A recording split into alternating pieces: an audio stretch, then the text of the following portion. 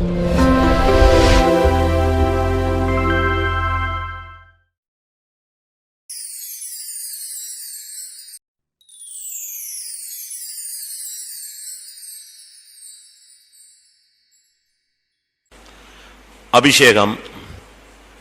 வரங்கள், வல்லமைகள்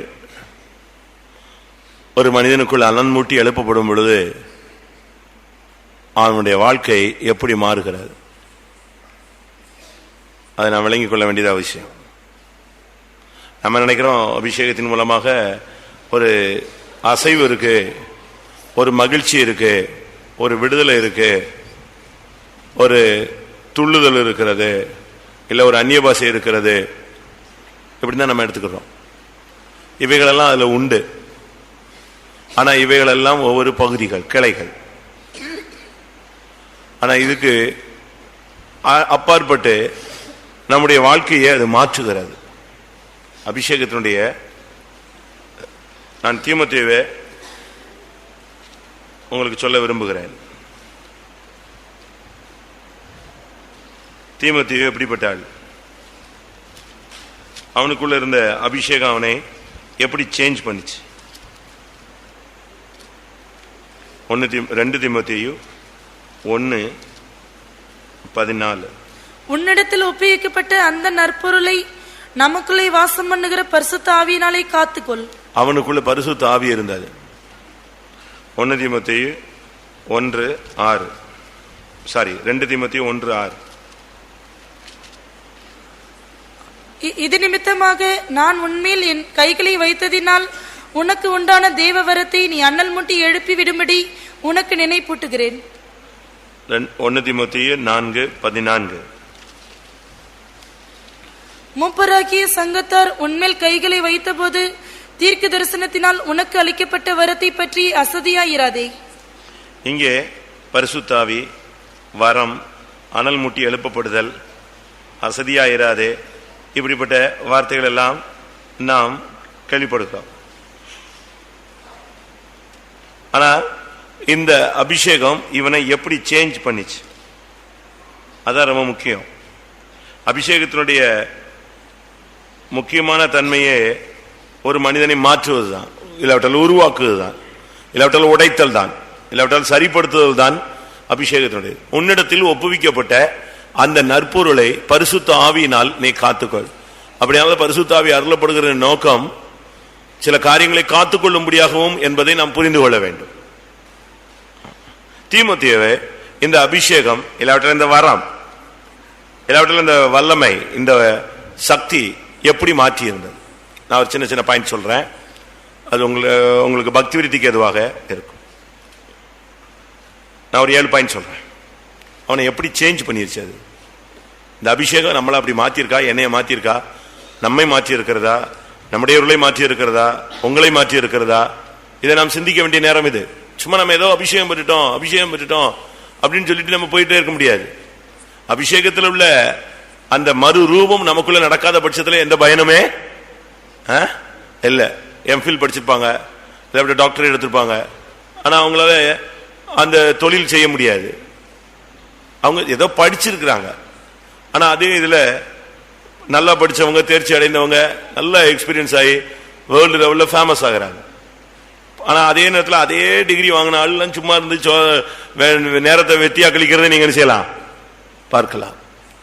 அந்த தலைக்குள்ள இருக்கிற அந்த குட்டி மூளை, கொஞ்சம் மூளை தான் அவனை பெரிய ஸ்காலரா மாத்துது. இவன் டம்மியா கிடக்க. சரி, ஒன்று இவனுடைய பிறப்பை நாம் பார்க்கும் பொழுது அப்போஸ்தலர் 16:1. அதன் பின்பு அவன் தெர்பைக்கும் லீஸ்திராவுக்கும் போனான். அங்கே தீமோத்தேயு எண்ணப்பட்ட ஒரு சீஷன் இருந்தான்.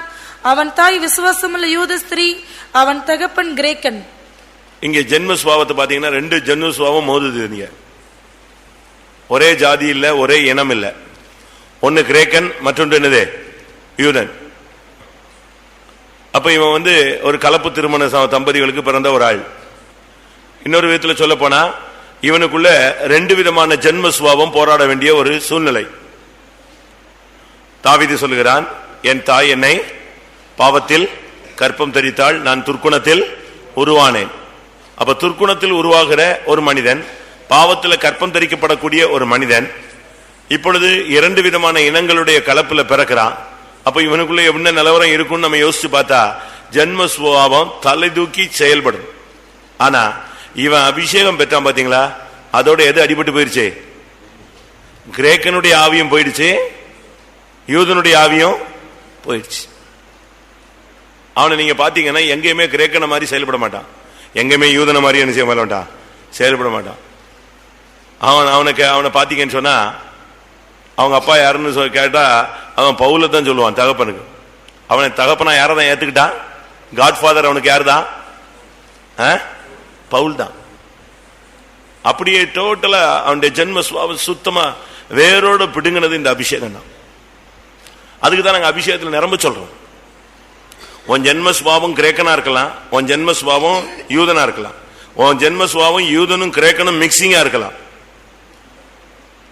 ஆனா அபிஷேகம் வந்த உடனே இது டோட்டல் சேஞ்ச், சுத்தமா அப்படியே மாறி போயிடுச்சு, ஒண்ணுமே இல்லாம மாறி போயிடுச்சு. ஒன்று, அவனுடைய அபிஷேகம் அவனை ஜென்ம சுபாவத்திலிருந்து மாற்றம் கொடுத்தது. இரண்டாவது, இவனை பைபிள் அறிமுகப்படுத்தும் போதே சீஷன் அப்படின்னு அறிமுகம். இந்த வசனத்தில் நீங்க பாத்தீங்கன்னா இவனை சீஷன் தான் அறிமுகம். தீமோத்தேயு என்னப்பட்ட ஒரு சீஷன் தான். சீஷன் என்ன அர்த்தம்? பைபிளை தூக்கணும் சீஷனா? நீங்கள் ஒருவரில் ஒருவர் அன்புள்ளவர்களாய் இருந்தால் என்னுடைய சீசர்கள் என்று எல்லாராலும் நீங்கள் அறியப்படுவீர்கள். வாசிங்கள். அப்போ ஒரு மனிதனை தேவனுடைய அன்பு எப்படி மாற்றுது பாருங்க. ஒருவனுக்கு யோவான் 13:35 நீங்கள் ஒருவரில் ஒருவர் அன்புள்ளவர்களாய் இருந்தால் அதனால் நீங்கள் என்னுடைய சீஷர்கள் என்று எல்லாராலும் அறிந்து கொள்ளுவார்கள் என்றார். அன்பு அபிஷேகம் அவனுக்குள்ள வந்த பிறகு இப்ப புது அன்பு வந்துருச்சு. அது என்ன அன்பு? தேவ அன்பு. ரோமர்கள் நிருபத்தின்படி நாம் பார்க்கும் பொழுது, மேலும் உங்களுக்கு அருளப்பட்ட பரிசுத்த ஆவி, நமக்கு அருளப்பட்ட பரிசுத்த ஆவினாலே தேவனுடைய அன்பு நம்முடைய உள்ளங்களில் ஊற்றப்பட்டிருக்கிறது. அப்போ இந்த அன்பு எழுத்தின் பிரகாரமான அன்பு போயிடுச்சு. கிரேக்கனை நேசிக்கிறது ரோமர் 5:5 படி. மேலும் நமக்கு அருளப்பட்ட பரிசுத்த ஆவியினாலே தேவ அன்பு நம்முடைய இருதயங்களில் ஊற்றப்பட்டிருக்கிறபடியால் அந்த நம்பிக்கை நம்மை வெட்கப்படுத்தாது. இந்த அன்பு இவனை உலக பிரகாரமான மாம்சீக அன்பு, மனுஷனை நேசிக்கிறது, மனுஷியை நேசிக்கிறது, பணத்தை நேசிக்கிறது, இல்லாவிட்ட உலக பிரகாரமா எதையாவது நேசிப்பது, இது எல்லாத்தையும் அப்படியே வேரோடு பிடுங்கிட்டு இந்த அன்பு உள்ள இந்த அபிஷேகம் என்கிற அன்பு இவனுக்குள்ள எல்லாரையும் சகோதரத்துவமா என்ன செய்ய வச்சிருச்சு? நேசிக்க வச்சிருச்சு. ஒருவரில் ஒருவர் அன்புள்ளவர்களா இருந்தால் நீங்கள் என்னுடைய சீஷர்கள் என்று எல்லாரும். உண்மையான அன்பு, பட்சபாதம் இல்லாத ஒரு அன்பு, மாயமற்ற அன்பு. அன்புல என்ன கிடையாது? அன்புல அன்புக்கு ஒரு லிஸ்டே இருக்கு. அன்பு சினமடையாது, அன்பு ஏமாத்தாது, பொய் சொல்லாது, அப்படி ரொம்ப லிஸ்ட் இருக்கு, உங்களுக்கு தெரியும். இந்த அபிஷேகம் பாருங்க, அந்த தேவ அன்பு உள்ள இந்த மனுஷ அன்பெல்லாம் அடிச்சு இவனை எல்லாரையும் நேசிக்கக்கூடியவனா மாற்றி, யூதனையும் நேசிப்பான், கிரேக்கனையும் நேசிப்பான், அந்நியனையும் நேசிப்பான், புறஜாதியை நேசிப்பான். எங்க எங்க பவுல் அனுப்புறாரோ அங்கெல்லாம் போய் கர்த்தருடைய ஜனங்களை நேசிப்பான். அபிஷேகம் இந்த வேலையை செஞ்சிருக்கா? ஜென்ம சுபாவத்திலிருந்து விடுதலை கிடைச்சிருக்கா? உங்களால எல்லாரையும் நேசிக்க முடியுதா ஒரே மாதிரி? தமிழ்ல சொல்லுவாங்க, ஒரு கண்ணுல சொல்லுங்க, ஒரு கண்ணுல வெண்ணெய், ஒரு கண்ணுல சுண்ணாம்பு. ஒரு சிலருக்கு 2 கண்ணுலயுமே சுண்ணாம்பு தான். யோசிச்சு பாருங்க, உங்களுக்குள்ள அனுப்பப்பட்ட இந்த அபிஷேகத்தில் இவ்வளவு இருக்கிறீங்களே, உங்களால எல்லாரையும் நேசிக்க முடியுதா? பகைக்கிறவங்களை, விரோதிக்கிறவங்களை, உங்களை காட்டி கொடுக்கிறவங்களை எல்லாரையும் நேசிக்க முடியுதா? மூன்றாவது அதே வசனத்தில் சொல்லி இருக்கிறது, அப்போஸ்தலர் 16:2 வசனம் நினைக்கிறேன். அவன் லீஸ்திராவிலும் இக்கோனியாவிலும் உள்ள சகோதரராலே நற்சாட்சி பெற்றவனாய் இருந்தான். நற்சாட்சி ஜீவியம் லைஃப் அப்படியே சேஞ்ச் பண்ணிடுச்சு. யாரும் அவனை கூப்பிட்டு, தீமோத்தேயு தெரியுமா? யாரு? அந்த ரோட்டே நிப்பானே ஒருத்தன், இந்த ட்ரெஸ் ஒரு மாதிரி பண்ணிட்டு வருவானே, முடி இப்படி வளர்த்துருப்பானே, அந்த வீட்டுக்கே அடிக்கடி போவானே, இங்கே உட்கார்ந்து இருப்பானே, அந்த ஆளா? இப்படி யாரும் நிச்சய மாட்டாங்க. யாரும் சொல்ல மாட்டாங்க, தீமோத்தேயுவை சொல்ல மாட்டாங்க. வீட்டு விட போவாங்க, குறை சொல்லுவாங்க, அதை பேசுவாங்க, இதை பேசுவாங்க. தீமோத்தேயுவை பத்தி ஒருத்தனும் குறையே பேச முடியாது. ஏன்னா அவன் நற்சாட்சி பெற்றவன். தீமோத்தேயுன்னு சொன்னாலே எல்லாருக்கும் ஒரு பயம், ஒரு பக்தி, ஒரு அன்பு, ஒரு நேசம், அவன் மேல ஒரு தனி மதிப்பு. அவனை பத்தி அவன் சின்ன பையன் தான். நான் அதை சொல்ல வந்த பாயிண்டே தான். இவன் வாலிப பையன் தான். இது ஒரு 40 வருஷ விசுவாசியனுடைய சரித்திரம் அல்ல. தீமோத்தேயு யாரு? ஒரு வாலிபன். ஒரு வாலிபனுடைய லைஃபை மாத்திர ஒரு ஆவியானவர் வைதவருடைய வாழ்க்கையை மாற்ற முடியாதா? அவனுடைய லைஃப் டோட்டலா சாட்சி, நற்சாட்சி. சாட்சியில ரெண்டு சாட்சி இருக்கு நற்சாட்சியில. ஒன்னு சத்தியத்தால் சாட்சி, மற்றொன்று விசுவாசத்தால் சாட்சி. எபிரேயர் 11 கடைசியில பாத்தீங்கன்னா விசுவாசத்தினால் நற்சாட்சி பெற்றார்கள். அடுத்து 3 யோவான்ல சொல்லியிருக்கு சத்தியத்தால் நற்சாட்சி பெற்றார்கள். விசுவாசத்துல உனக்கு ஒரு நல்ல சாட்சி இருக்கணும். அடுத்து சத்தியத்தின்படி ஜீவிக்கிறதுல ஒரு சாட்சி இருக்கணும். வாசிங்க ரெண்டையும். எபிரேயர் 11:39. இவர்கள் எல்லாரும் விசுவாசத்தினாலே நற்சாட்சி பெற்றார்கள். 3 யோவான் 10:12. தீமோத்தேயு எல்லாராலும் நற்சாட்சி பெற்றதும் அல்லாமல் சத்தியத்தாலும் நற்சாட்சி பெற்றவன். இந்த விசுவாசத்துல உனக்கு ஒரு சாட்சி இருக்கணும், நல்ல சாட்சி இருக்கணும். உன்னைய பத்தி நல்லவன், நல்லா உதவி செய்வான், நல்லா செய்வாங்க, நல்லா பாடுவாங்க, நல்லா பிரசங்கம் பண்ணுவாங்கன்னு சொல்றதை விட விசுவாசத்துல அவன் நல்ல மனுஷன், விசுவாசத்துல நிக்கிற ஆளு, சத்தியத்துக்காக நிக்கிற ஆளுன்னு ஒரு சாட்சி வேணும். இது எப்படி இவனுக்குள்ள, இந்த சின்ன பையனுக்குள்ள இப்படி ஒரு மாற்றம் வந்தது? அதுதான் அவன் பெற்ற அபிஷேகம். அதுதான் மூப்பர்கள் அவங்க தலையில கை வச்ச போது கிடைச்ச வரங்களினால உள்ள செயல்பாடு. நல்லா புரிஞ்சுக்கோங்க. நமக்கு லைஃப் மாற்றம் இல்லாம அபிஷேகம் பெற்றேன்னு சொல்லிட்டு ஓட்டத்தை முடிச்சுட்டு நல்ல ஒரு பெரிய பாஸ்டர் அடக்கம் பண்ணிட்டு நீ சீயோனுக்கும் எருசலேமுக்கும் போலன்னா என்ன பிரயோஜனம்? 4வது பிலிப்பியர் 2:20. பிலிப்பியர் 2:20. உங்கள் காரியங்களை உண்மையாய் விசாரிக்கிறதற்கு என்னை போல மனதுள்ளவன் அவனை என்று வேறொருவனும் என்னிடத்தில் இல்லை. பவுலுடைய மைண்ட் இவனுக்கு இருந்துச்சான், ஒரு பரிசுத்தவானுடைய மைண்ட். பரிசுத்த ஆவியில ஒரு மெயின் காரியம் என்னன்னா மனதை சீர்படுத்துறது தான். என்ன பிசாசு மனதை தான் கெடுக்கிறதுக்கு பிரயாசப்படுறான். சர்ப்பமானது ஏவாளை வஞ்சித்தது போல உங்கள் மனம் கிறிஸ்துவை பற்றிய உண்மை நின்று கெடுக்கப்படுமோ என்று நான் பயந்திருக்கேன். மைண்ட டிஸ்டர்ப் பண்ணிட்டே இருப்பான் பிசாஸ்.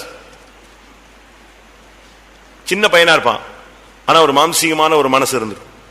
பெரிய வயசான ஆளா இருப்பாங்க, வாலிப பையனை மாதிரி மைண்ட் குழம்பிக்கிட்டே இருக்கும். ஆனா இவன் மைண்ட் எப்படின்னா, இவன் ஒரு சின்ன பையன், ஆனா பவுல் ஒரு பெரிய அப்போஸ்தலன். அவன் சொல்றான், நான் மகாபிரதான அப்போஸ்தலனிலும் கொஞ்சமும் குறைந்தவன் அல்ல. ஆனா அந்த மனுஷனுடைய மைண்ட், அவன் சொல்றான், அந்த பெரிய தெய்வீகமான மனுஷன். பவுல் சொல்றாரு, என்னை போல மனதுள்ளவன் அவன் தான் இருக்கான், என்கிட்ட வேற யாரும் இல்ல. வயசானவங்க எல்லாம் இருக்காங்க, திறமை உள்ளவங்க இருக்காங்க, சீனியர்ஸ் எல்லாம் இருக்காங்க. ஆனா இவர்களுக்கு மத்தியில என் மைண்ட் யாருக்கு தான் இருக்கு? இவனுக்கு தான் இருக்கு. நம்முடைய மனது எப்படி இருக்கு? கிறிஸ்துவின் சிந்தையை அறிந்தவன் யார்? எங்களுக்கோ கிறிஸ்து இயேசுவின் சிந்தை உண்டாயிருக்கிறதுன்னு பவுல் சொல்றாரு. அதே மைண்ட் இவனுக்கு வந்துச்சு. அதனால பவுல் சொல்றாரு, அதாவது பவுல் என்ன நினைக்கிறாரோ அதை அப்படியே இவனும் அதே தாட்ல தான் நிப்பான்.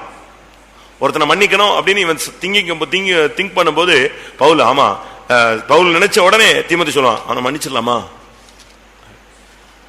இல்ல பவுல் ஒரு ஊழியத்துக்கு கிளம்புறாரு அப்படின்னா போதும், இவன் உடனே கிளம்புவான், நம்ம ஊழியத்துக்கு போலாமா? ஒரே மைண்ட்.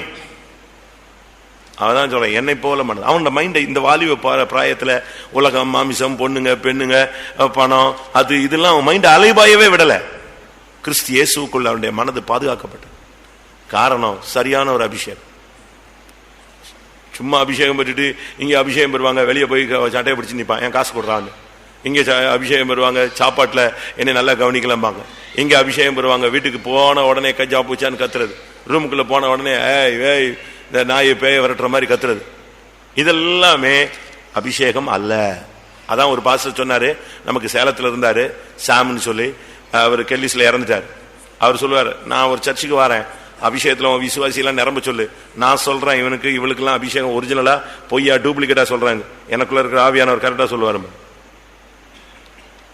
நம்ம அநேகர் சும்மா பழைய அந்நிய பாஷையை பேசிட்டு வண்டியை ஓட்டிட்டு இருக்கோம்.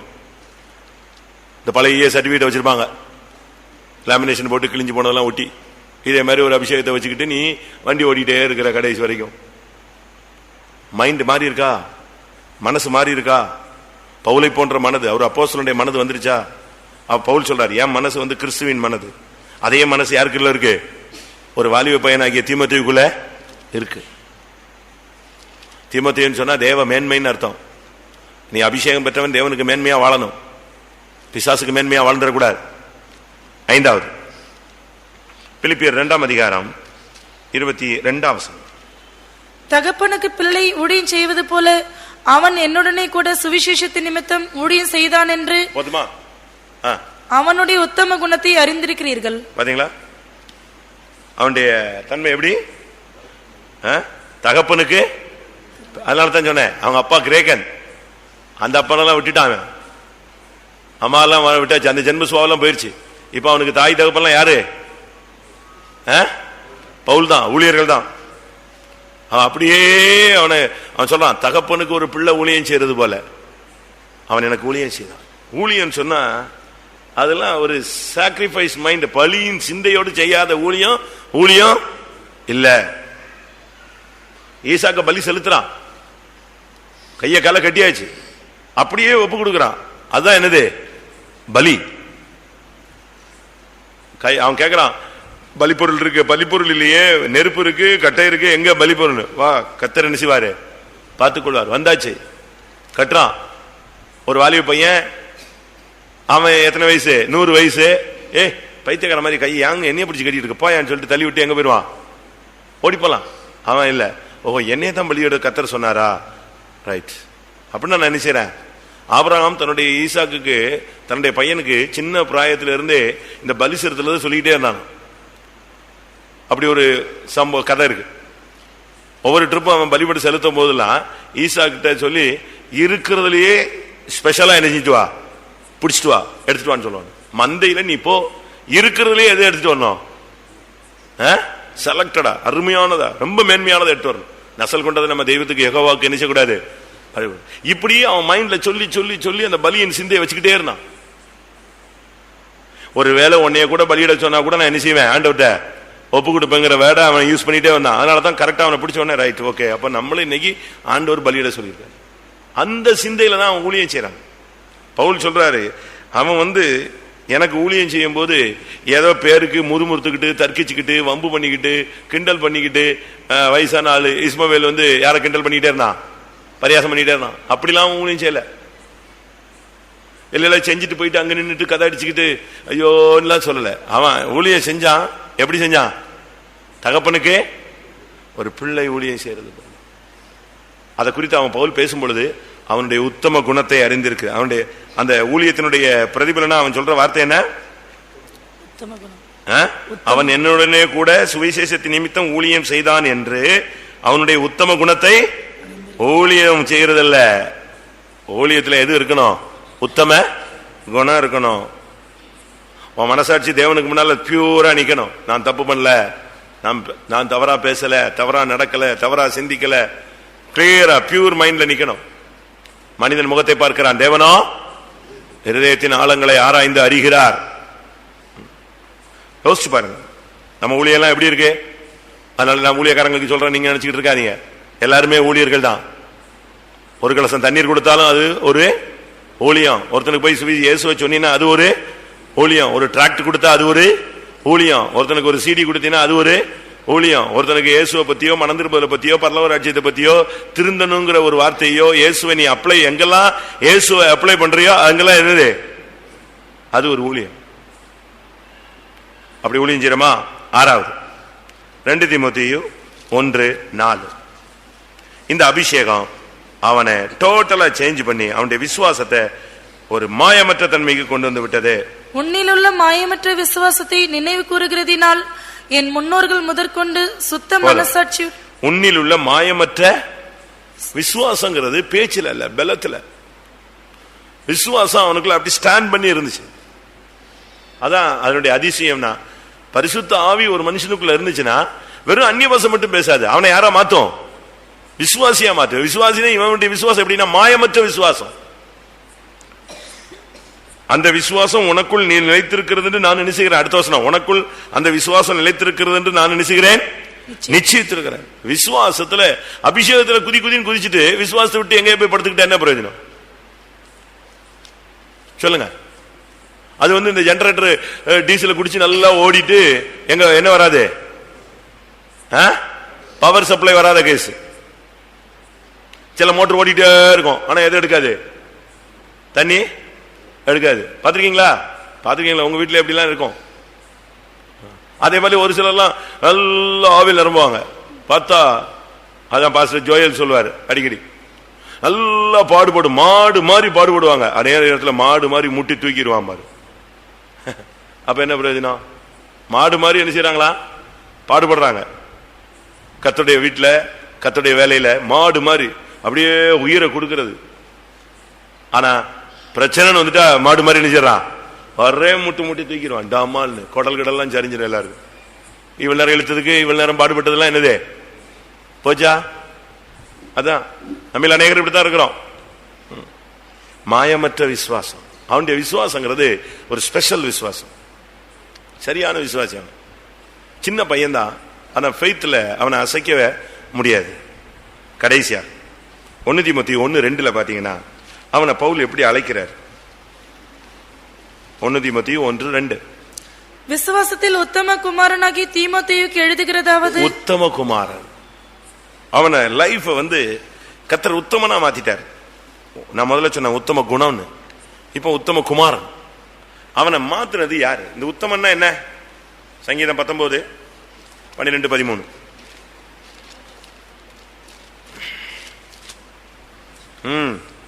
தன் பிழைகளை உணர்கிறவன் யார்? மறைவான குற்றங்களுக்கு என்னை நீங்களாக்கும், துணிகரமான பாவங்களுக்கு உமது அடியேனை விலக்கிக்காரும், அவைகள் என்னை ஆண்டுக்குள்ள ஒட்டாதிரும்.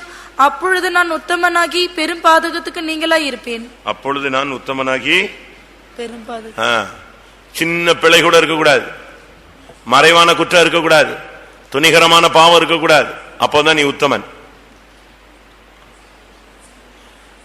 ஆண்டவர் ஆபிரகாமுக்கு வாக்குத்தத்தம் கொடுத்தார், நான் உனக்கு ஒரு சந்ததி தருவேன். இந்த வாக்குத்தத்தம் கொடுக்கும் போது 75 வயசு. குழந்தை பிறக்கும் போது வயசு என்ன? 100 வயசு. 99 வயசுல அவனை கூப்பிட்டு சொன்னாரு, எல்லாம் கரெக்ட் தான், 24 வருஷம் வெயிட் பண்ணிட்ட, பட் நீ உத்தமனா மாறினாதான் நான் என்ன செய்வேன். ஆதியாகமம் 17:1. ஆபிரகாம் 99 வயதான போது கர்த்தர் ஆபிரகாமுக்கு தரிசனமாகி, நான் சர்வ வல்லமையுள்ள தேவன், நீ எனக்கு முன்பாக நடந்து கொண்டு உத்தமனாயிரு. இதான் ஆண்டவர் சொல்றாரு.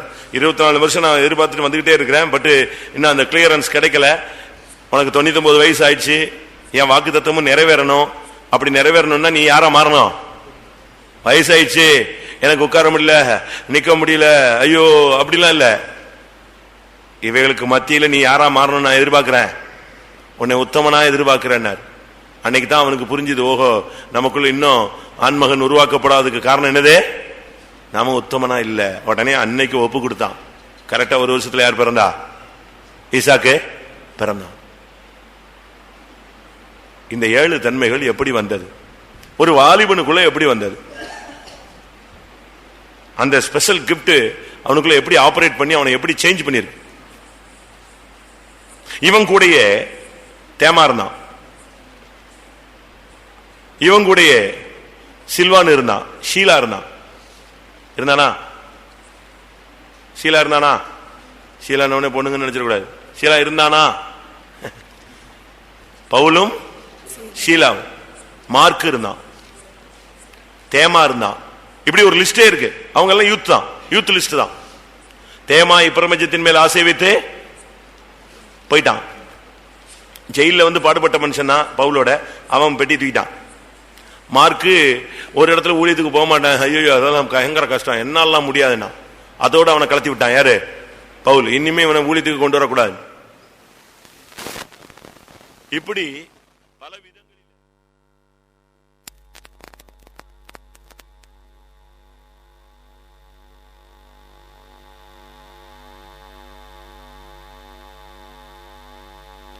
வைத்திருந்தார். தேமா போயிட்டான், மார்க் ஓடிப்பிட்டான்.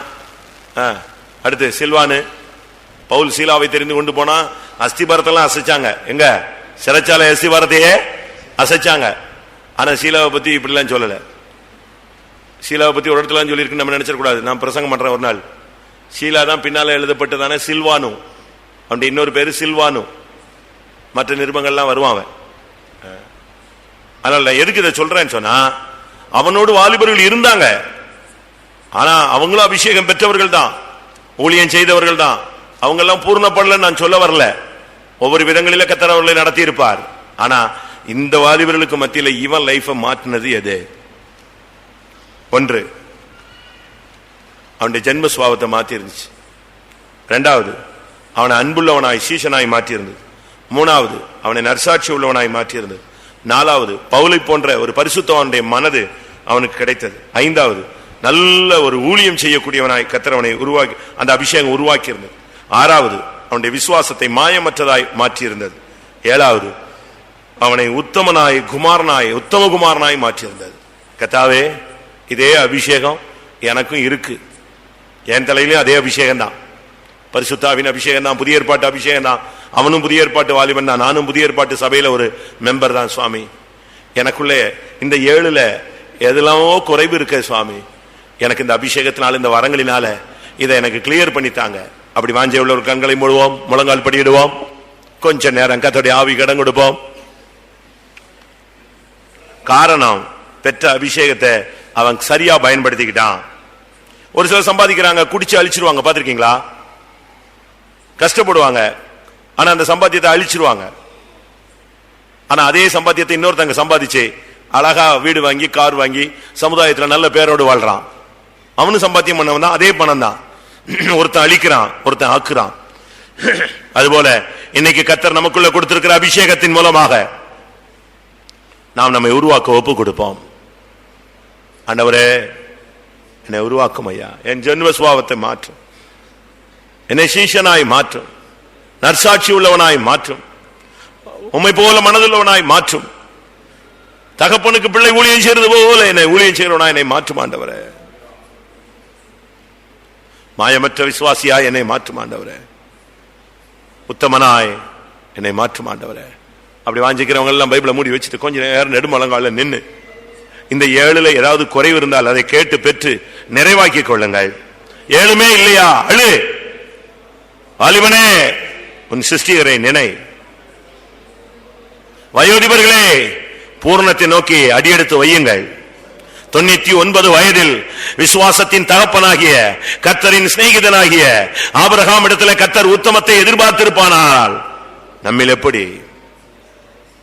கொஞ்ச நேரம் நான் டைம் தர்றேன், முழங்கால போடுங்க, அழுங்க, கண்ணீர் விடுங்க, அறிக்கையிடுங்க, ஓன்னு கத்துங்க, தேவனை கூப்பிடுங்க, அவருடைய இரக்கத்தை பெறுங்க, ஒரு விசேஷித்த அபிஷேகத்தை பெற்று நீங்கள் ஜெயத்தோடு திரும்பி செல்லுங்கள்.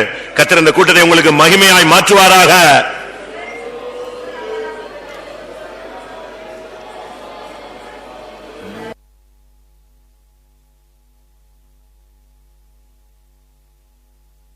ஹல்லேலூயா, ஹல்லேலூயா, ஹல்லேலூயா, ஆமென்.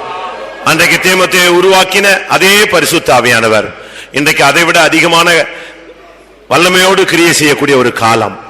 அன்றைக்கு சபை ஸ்தாபிக்கப்பட்ட காலங்கள், ஆனால் இன்றைக்கு சபை பூர்ணத்தை நோக்கி போகக்கூடிய காலம். ஹல்லேலூயா. அப்படியானால் வல்லமை இரட்டிப்பா இறங்கக்கூடிய ஒரு காலம். தயவு செய்து யாரும் கீழே உட்காராதீங்க, உங்களை தலையை கீழே போடாதீங்க, நேரத்தை பயன்படுத்துங்கள். கர்த்தாவே, தீமோத்தேயுக்குள்ள இருந்த அந்த வல்லமை எனக்குள் வரட்டும் ஆண்டவரே. என்னை நீர் ஆளுகை செய்யும். என்னுடைய ஆவி, ஆத்மா, சரீரம் எல்லாம் உம்முடைய ஜீவனால் நிரப்பும் ஆண்டவரே. ஆண்டவரே, அவனை போல நானும் நேசிக்க, அவனை போல ஜென்ம சுபாவத்திலிருந்து எனக்கு ஒரு விடுதலை தாரும், உத்தமனாய் மாற்றும், உம்மை போல மனதுள்ளவனாய் மாற்றும். நீங்க செய்ய வேண்டியது ஒன்று, வாஞ்சிக்க வேண்டியது. இரண்டாவது, அதை கேட்க வேண்டியது. ஹல்லேலூயா.